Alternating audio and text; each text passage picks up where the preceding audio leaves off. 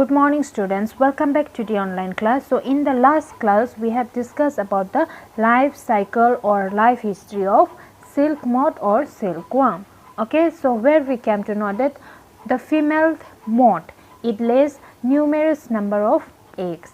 Yes, and then these eggs it grows into a larvae, and the larvae it gets transformed into a pupa, and from the pupa what we get? We get a moth, and the development of moth from the pupa it takes place inside the cocoon. Yes, and when the moth matures it breaks the cocoon and it comes out and we get the adult moth. Yes, so this was the life cycle of a silk moth. Okay, so today let's continue with the next topic, which is from cocoon to silk. How we get silk thread or silk fiber or silk yarn from cocoon. Let's discuss this. So for obtaining silk, moths are reared and their cocoons are collected to get silk thread. What it is said? We rear the moths. Rear means to care of, okay, to bring up. Okay, what we are bringing up here, what we are taking care of? We are taking care of the moths or the caterpillars. Okay, so and from that moth what we get? We get the cocoons. Yes, and this from this cocoon we get the silk thread. Okay, so to get the silk thread, what we do first? We do rearing. Okay, we are taking care of the silkworms or the moths. Okay, let's see how. The female silk moth lays hundreds of eggs at a time. How many eggs? They can lay hundreds of eggs. So many. Okay, the eggs are stored carefully on strips of cloth or paper and sold to silkworm farmers. Yes, so now these eggs, they will be what? They will be stored where? We need to store it very carefully. Okay, so where we have to store it? In a cloth or on a piece of paper. Okay, so in this way we use it for commercial also. Okay, like we can do selling and buying. Okay, so if we want to sell, how we will sell? We will wrap it in a paper or in a clean cloth. Okay, and then we sell it in the market. Okay, and the farmers means the person who takes care of the silkworms. Okay, they are said as farmers here. Okay, so the farmers keep eggs under hygienic condition. Hygienic means very neat and clean. Okay, under suitable conditions of temperature and humidity. So we need to maintain what? We need to take care of the temperature and also the humidity. Okay, so that the eggs of the silkworms they remain alive. Okay, if we do not take care, they may die. Okay, so we need to take care of the temperature and the humidity. Okay, and they should be kept in a hygienic condition, neat and clean. Okay, hygienic means neat and clean. The eggs are warmed to a suitable temperature for the larvae to hatch from eggs. Okay, so what we need to do? We need to warm the eggs. For example, just like the hens, we see hens at home. Yes, so those hens, what they do after laying the eggs, they are hatching it. Yes, hatching means they give warmth. Okay, they warm the eggs, they give a temperature to the eggs so that the eggs develop into a chick. Okay, so like that we need to hatch the eggs. That means we are giving a warm temperature to them. Okay, so how we are giving? By wrapping it in some pieces of cloth. Okay, but we are not using any kind of fire or like that. Okay, just we need to warm it. Okay, so and then what we will get from the egg, when it will hatch out, when it will break out, we will get the larvae, which is known as caterpillar or silkworm. Okay, so in this way it is done. This is done when mulberry trees bear a fresh crop of leaves. Now the hatching means from eggs to larvae. When we do it, when we get the larvae mainly when the mulberry trees they give new leaves. Okay, when new leaves, young leaves come out on a mulberry trees. Why we are talking about mulberry trees here? Because the silkworms they feed on mulberry trees.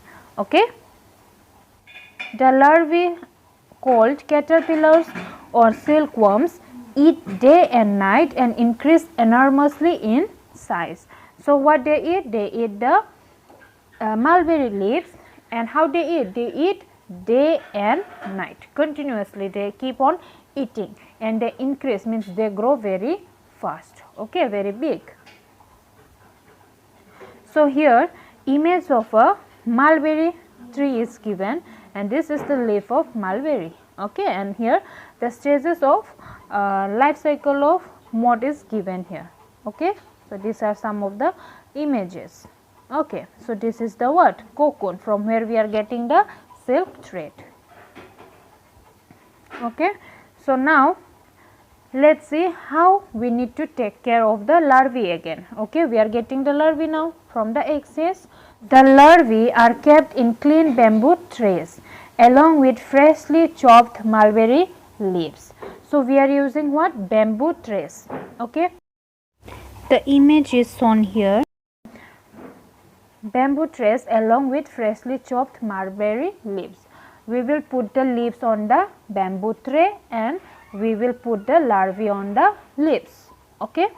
After 25 to 30 days the caterpillars stop eating, okay.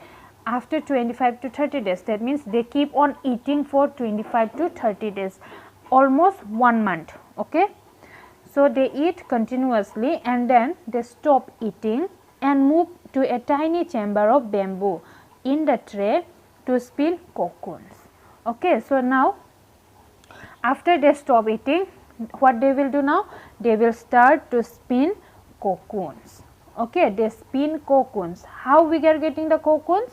Because the silk worms or the caterpillars or the larvae, what they produce? They secrete proteins, yes, they secrete protein fibers, okay, which becomes hard when it is exposed to air, okay. So in this way they will spin the cocoons, okay, after they stop eating. Small rags or twigs may be provided in the trays to which cocoons get attached.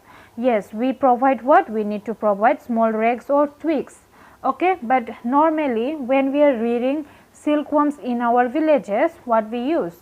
When they are fully grown, after they stop eating, we give them some dry leaves of banana. Yes, we give them some dry leaves of banana so that the silkworm comes and attaches itself to the leaves of banana, okay, and they will spin the cocoon, okay, and they remain attached with the banana leaves. We use it, okay.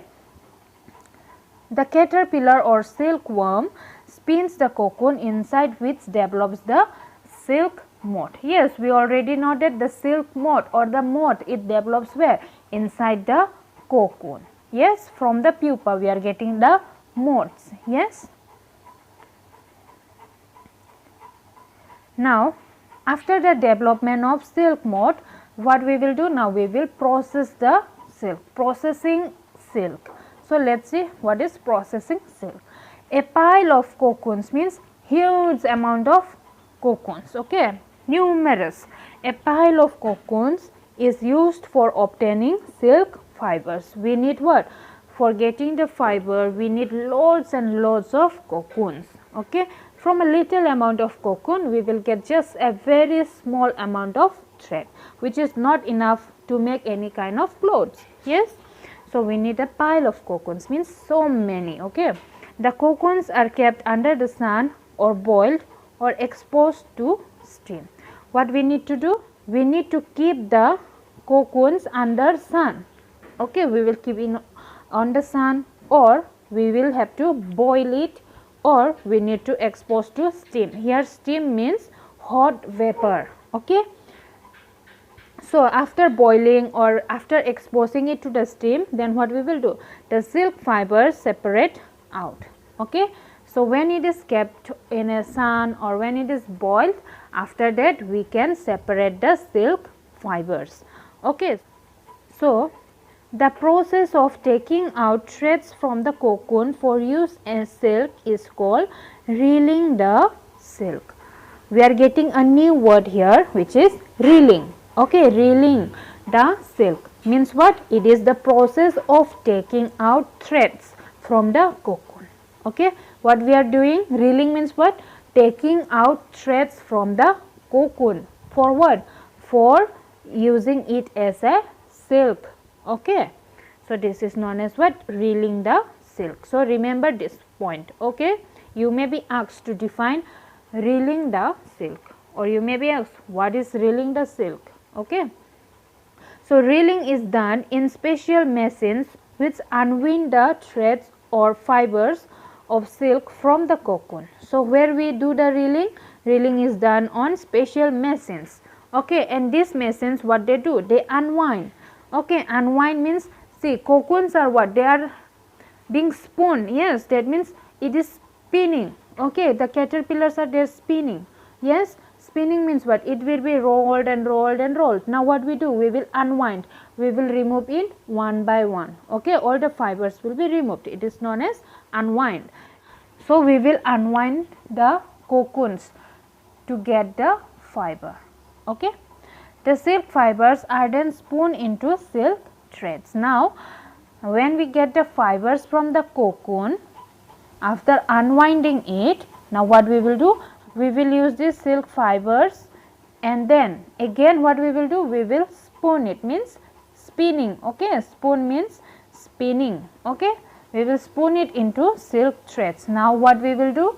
From the cocoons we get the silk fibers, and from fibers now we will spin it into the threads, silk threads.